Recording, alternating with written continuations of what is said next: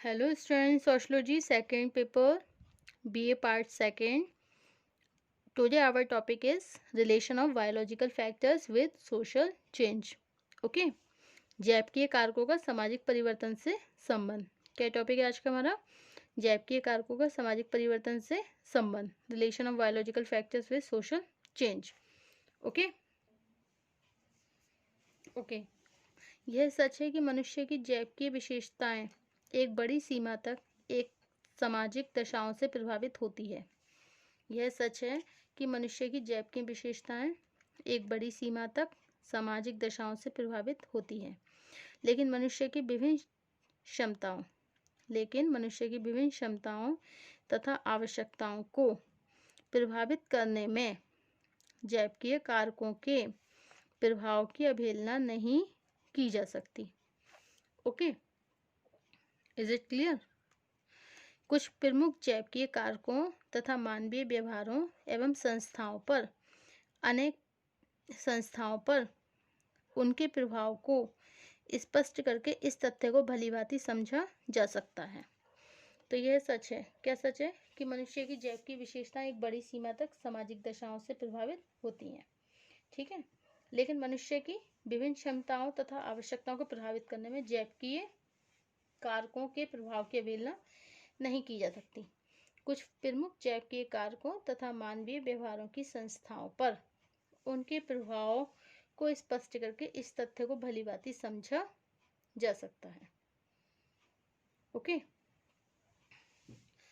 तो देखिए, फर्स्ट आपका क्या है इसमें? आनुवांशिकता. क्या है? आनुवांशिकता. सेकंड, जन्म दर तथा मृत्यु दर. क्या है ये? जैविकीय कारकों का सामाजिक परिवर्तन से संबंध.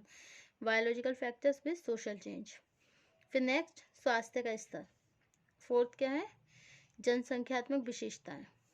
और फिफ्थ क्या है आपका? अनुकूलन की प्रक्रिया. ओके. ओके. तो इसको ये जो जैविकीय कारकों का सामाजिक परिवर्तन से संबंध है, तो ये जैविकीय कारक कितने भागों में बांटे गए हैं? It was divided in 5 parts. Okay. First क्या है? हेरिडिटी. ओके. हेरिडिटी. सेकंड है birth rate and the death rate. Third, demographic features. And next, level of health. And next, fifth, process of adoptions. ठीक है. Heredity आनुवंशिकता, जन्म दर मृत्यु दर birth rate and death rate, स्वास्थ्य का स्तर लेवल ऑफ हेल्थ, जनसंख्यात्मक विशेषताएं डेमोग्राफिक फीचर्स, अनुकूलन की प्रक्रिया, process of adaptation. Is it clear? So these are the 5 biological factors. Okay. तो फर्स्ट आएगा आपका आनुवंशिकता. आनुवंशिकता देखिए एक जैविकीय तथ्य है. क्या है ये? एक जैविकीय तथ्य है जो जनन विद्या के सिद्धांतों पर आधारित है. आनुवंशिकता का नियम है कि बच्चों में किस प्रकार अपने माता पिता के विभिन्न गुणों का संरक्षण, ये जो संचरण होता है, मतलब माता पिता के जो विभिन्न गुण होते हैं, अब उनका संचरण होता है, तो उन गुणों का संचरण होने की संभावना रहती है. आनुवंशिकता के अर्थ को स्पष्ट करते हुए रूथ बेनेडिक्ट ने बताया कि आनुवंशिकता का अर्थ माता पिता से उनकी संतानों में विभिन्न गुणों का संचरण होना है. ओके. आनुवंशिकता का अर्थ क्या है? माता पिता से उनकी संतानों में विभिन्न गुणों का संचरण होना है. जिस वर्ड के शब्दों में, according in the words of the जिस वर्ड, प्रकृति में विभिन्न पीढ़ियों का प्रत्येक कार्य माता पिता से उनके बच्चों में कुछ जैविक और मानसिक गुणों का संचारित होता है, जिसे आनुवंशिकता कहा जाता है. ओके. आरंभ में मेडल ने भी मटर के दानों पर किए गए परीक्षण से स्पष्ट किया है. मटर के दाने पर किए गए परीक्षण, मतलब उन्होंने परीक्षण किया है. किस पे किया? मटर के दाने पर. अब मटर के दाने पर क्या परीक्षण किया है?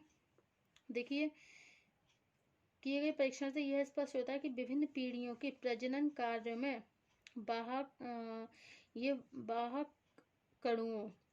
कणुओं का कभी मिश्रण नहीं होता. ठीक है. उनका मूल रूप एक लंबी अवधि तक एक सा बना रहता है। एक सामान्य उदाहरण के द्वारा मेंडल के कथन को सरलता से समझा जा सकता है। वंश का प्रभाव जानने के लिए यदि हम एक लाल और सफेद गुलाब की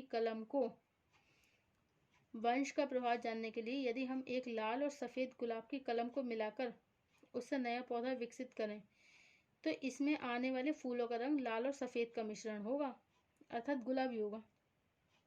यदि हम गुलाबी फूल देने वाले पौधे की विभिन्न शाखाओं को अलग अलग से पौधे तैयार करें तो किसी पौधे में आने वाले फूल लाल होंगे तो किसी में गुलाबी होंगे और किसी में सफ़ेद होंगे।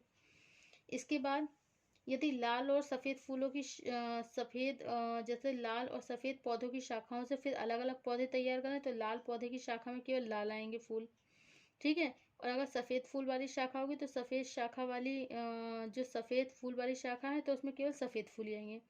इस आधार पर जीववादियों ने निष्कर्ष दिया कि बच्चे को माता पिता से जो वाहकणु अथवा जीन्स, ठीक है, जीनी प्राप्त होते हैं उनके मूल रूप में एक लंबे समय तक कोई परिवर्तन नहीं होता तथा इन्हीं वाहकणुओं के द्वारा बच्चों की सभी शारीरिक और मानसिक क्षमताओं का भी निर्धारण होता है। ओके, अब नेक्स्ट है आपका स्वास्थ्य का स्तर, लेवल ऑफ हेल्थ। कौन सा है? Level of health. देखिए, अनेक जीववादी मानते हैं कि किसी समाज की जनसंख्या के स्वास्थ्य का स्तर एक ऐसा जैकिय कारक है। कैसा है? जैकिय कारक, जिसका सामाजिक परिवर्तन से घनिष्ठ संबंध होता है। जिन समाजों में स्वास्थ्य का सामान्य स्तर अच्छा होता है वहां जन्म दर तथा मृत्यु दर दोनों कम होती है। यह दशा जनसंख्या के आकार को प्रभावित करके सामाजिक जीवन को प्रभावित करती है। उदाहरण के लिए स्वास्थ्य का स्तर, जिसे अधिकांश जीववादी किसी न किसी रूप में आनुवंशिकता से ही संबंधित मानते हैं, लोगों की कार्यक्षमता तथा बौद्धिक स्तर को निर्धारित करता है। इससे समाज में आविष्कार और नवाचारों में वृद्धि होती है। किसी समाज में जैसे जैसे आविष्कार और नवाचार बढ़ते जाते हैं वहां सामाजिक परिवर्तन की संभावना उतनी अधिक हो जाती है। स्वास्थ्य के स्तर के रूप में जैविक कारकों के प्रभाव को स्पष्ट करने के लिए यह प्रमाणित करने का प्रयत्न किया गया कि जिन समाजों में स्वास्थ्य का स्तर बुरा होने के कारण जन्म दर मृत्यु दर अधिक होती है वहां सामाजिक नियम परंपरावादी और अक्सर रूढ़िवादी होते हैं। ओके, स्वास्थ्य का स्तर एक प्रमुख जैविक कारक है तथा सामाजिक परिवर्तन को प्रोत्साहन देने और उसमें बाधा उत्पन्न करने में इसका महत्वपूर्ण योगदान होता है। ठीक है, नेक्स्ट है आपका birth rate and the death rate, जन्म दर तथा मृत्यु दर। नेक्स्ट थर्ड पॉइंट, जन्म दर तथा मृत्यु दर। देखिए, जैविक कारकों के अंतर्गत जन्म दर मृत्यु दर को सामाजिक परिवर्तन में एक प्रमुख कारक के रूप में देखा जाता है। यह सच है कि चिकित्सा विज्ञान में आज बहुत सी प्रगति हो जाने के कारण एक और जन्म दर को नियंत्रित करना संभव हो गया, तो दूसरे चिकित्सा सुविधाएं बढ़ने से जीवन और जन्म दर को नियंत्रित करना संभव हो गया है। तो दूसरे चिकित्सा सुविधा बढ़ने से जीवन अवधि में वृद्धि हुई है। इसके बाद भी अधिकांश समाजों में जन्म दर मृत्यु दर पर मनुष्य का नियंत्रण बहुत कम होने के कारण इसे एक जैविक कारक माना जाता है। जिन समाजों में जन्म दर अधिक होती है वहां जनसंख्या में तेजी से वृद्धि होती है, ठीक है, लेकिन उसके अनुपात में आजीविका के साधनों में होने वाली वृद्धि बहुत कम होती है। इसके फलस्वरूप ऐसे समाजों में गरीबी, बेकारी, बीमारी और कार्य क्षमता में जैसी समस्याएं बढ़ जाती हैं। जैसे जैसे समस्याओं के प्रभाव से लोगों का जीवन, जो सामान्य जीवन स्तर है वो गिरता है, अस्वस्थ बच्चों का जन्म होता है, ठीक है, और सभी लोगों की शिक्षा की सुविधा न मिल पाने से उनका जीवन रूढ़िवादिता की ओर बढ़ने लगता है। ठीक है, मतलब व्यक्ति को जब पूरी तरह से एजुकेशन नहीं मिलेगी तो क्या हो जाएगा? रूढ़िवादी हो जाएगा, अंधविश्वास में गिर जाएगा। यह सभी दशाएं सामाजिक परिवर्तन को रोकने में सहायक होती हैं। इसके विपरीत जन्म दर कम होने से समाज का आकार छोटा रहता है और सभी लोगों को शिक्षा भी मिलती है, स्वास्थ्य भी अच्छा रहता है तथा आजीविका के अधिक अवसर मिलने से सामाजिक संगठन सुदृढ़ होने लगता है। ठीक है, अब नेक्स्ट पॉइंट क्या है आपका? जनसंख्यात्मक विशेषताएं, डेमोग्राफिक फीचर्स। ओके, देखिए, जीववादियों के अनुसार जनसंख्यात्मक विशेषता में स्त्री पुरुषों का अनुपात, आयु समूह, दो ऐसी विशेषताएं हैं, ठीक है, जिनका प्रत्यक्ष संबंध पुनरुत्पादन की प्रक्रिया तथा स्वास्थ्य के जैविक नियमों से है। जहां स्त्री पुरुषों के अनुपात का संबंध है, ये पूरी तरह जैविक तथ्य है तथा चिकित्सा विज्ञान की प्रगति के बाद भी इस पर मनुष्य का कोई नियंत्रण नहीं है। चिकित्सा विज्ञान के पास ऐसा कोई तरीका नहीं जिसकी सहायता से व्यक्ति अपनी इच्छा के अनुसार लड़के और लड़कियों को जन्म दे सके। किसी समाज में 1000 पुरुषों पर स्त्रियों की संख्या इससे कम होती है या अधिक, इसका निर्धारण पूरी तरह जैपकी नियमों के अनुसार ही होता है। स्त्री पुरुषों के अनुपात भिन्नता के अनुसार समाज में विवाह नातेदारी से संबंधित संस्थाओं के रूप में निर्धारण होता है। इसी तरह समाज में किस आयु समूह के स्त्री पुरुषों की संख्या ज्यादा होगी, इसका निर्धारण करने में जैपकी नियमों की एक महत्वपूर्ण भूमिका होती है। ओके, अब नेक्स्ट पॉइंट है आपका अनुकूलन की प्रक्रिया, प्रोसेस ऑफ एडेप्शन। देखिए, प्रत्येक व्यक्ति को अपने अस्तित्व की रक्षा करने तथा अपनी आवश्यकताओं को पूरा करने के लिए पर्यावरण से अनुकूलन करना जरूरी होता है। यह अनुकूल 3 प्रकार का होता है: भौतिक अनुकूलन, जैविक अनुकूलन और सामाजिक अनुकूलन। भौतिक अनुकूलन का तात्पर्य मनुष्य द्वारा प्राकृतिक दशाओं से किए जाने वाले अनुकूलन से है, जिसमें व्यक्ति की इच्छा या अनिच्छा का कोई महत्व नहीं होता। उदाहरण के लिए, यदि हम तेज धूप गर्मी में काम करेंगे तो त्वचा का रंग काला पड़ने से हमारी जीव रचना प्रकृति से अपने आप इस तरह अनुकूलन कर लेगी जिससे तेज गर्मी और धूप में काम करने से शरीर की कार्य क्षमता बनी रहे। सेकंड है जैपकी अनुकूलन। इसमें क्या होता है, व्यक्ति को अपनी जीव रचना को इस तरह व्यवस्थित रखना आवश्यक है कि वह अस्तित्व के संघर्ष में सफल हो सके।